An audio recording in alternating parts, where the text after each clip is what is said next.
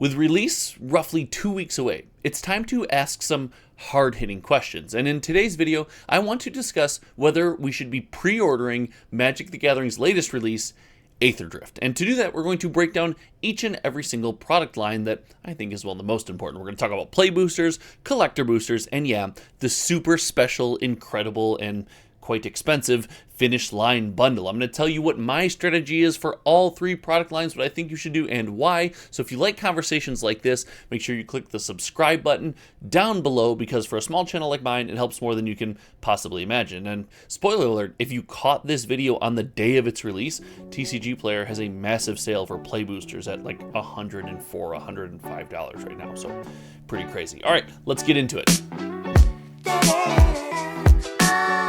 So pre-ordering a TCG can be a wild experience, whether it's a Prismatic Evolution style release where you either pre-order, get locked in, and get amazing deals and cool product, or you get your pre-orders canceled, prices spike, and stores everywhere are selling your box on the secondary market for even more. And we also have things like Karlov Manor, where I'm sure people went out and pre-ordered Karlov Manor only for the set to absolutely crash, tank, and dive into the dirt. Heck, Innistrad Remastered is in a bit of a freefall right now, and we'll be talking about that next week, but that is another example of I may have pre-ordered this a bit too early. But we're here today to discuss Aetherdrift specifically, and when it comes to Aetherdrift, in my opinion, there is a surefire product that I think you should pre-order if it is important to you, and let's get that out of the way right now. It is the Finish Line bundle.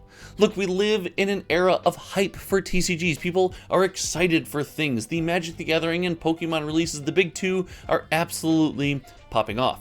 And this Finish Line bundle right now in the secondary market is upwards of $100 and often more.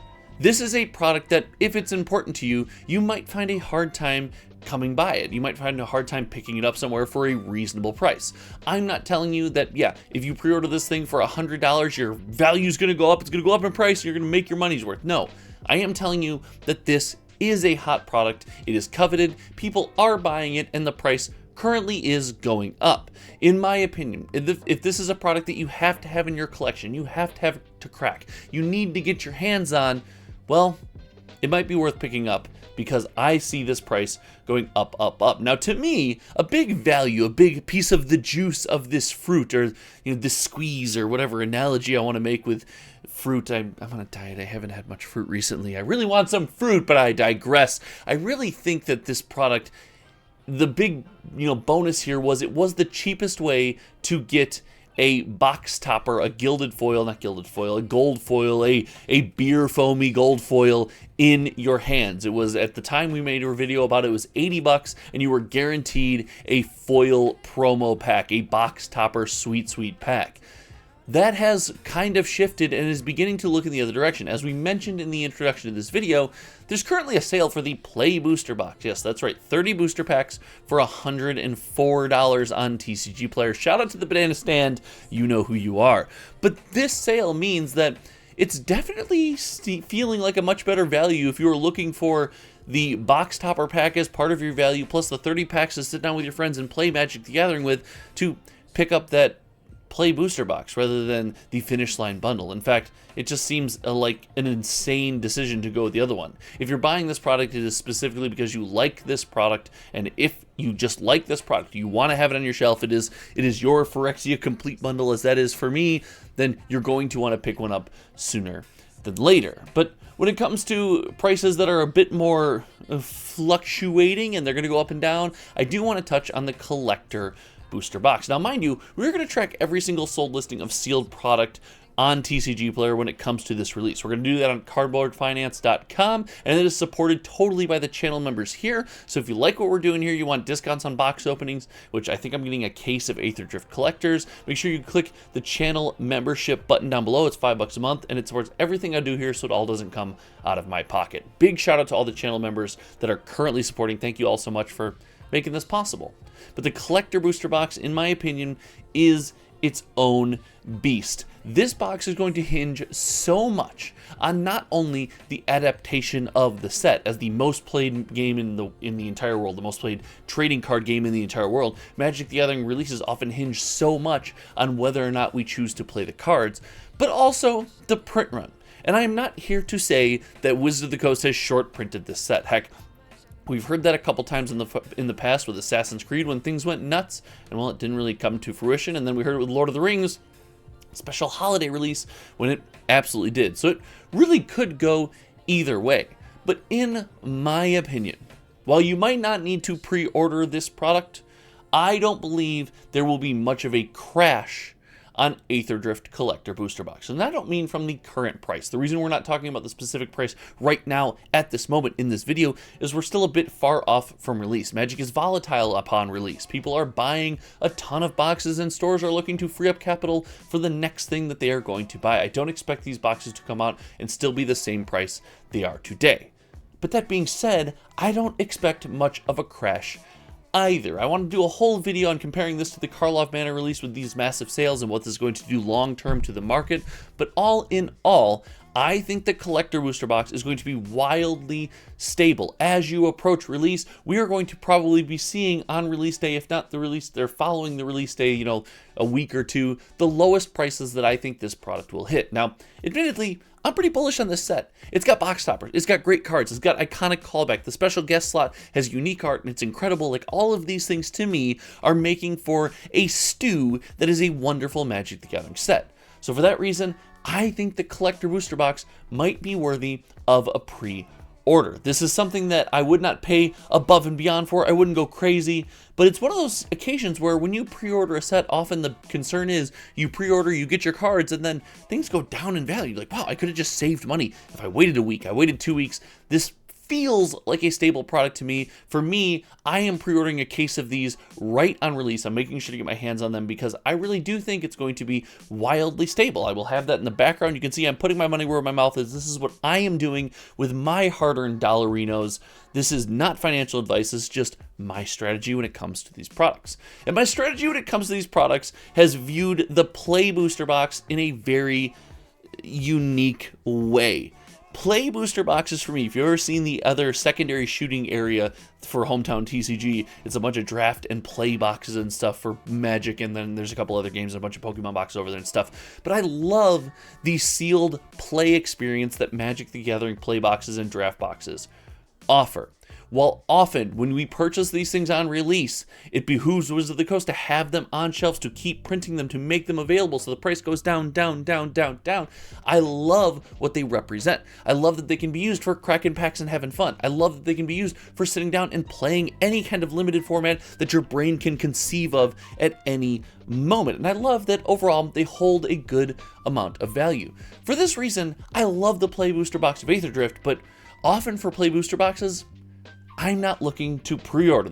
The Play Booster Box is a pass of a pre-order unless you're doing something like going to TCG Player today and getting the $104 Play Booster Box. I think that sale is insane. I think that is a wonderful price for these products. I think that's you're looking at $100 for a sealed box of Magic and a play experience.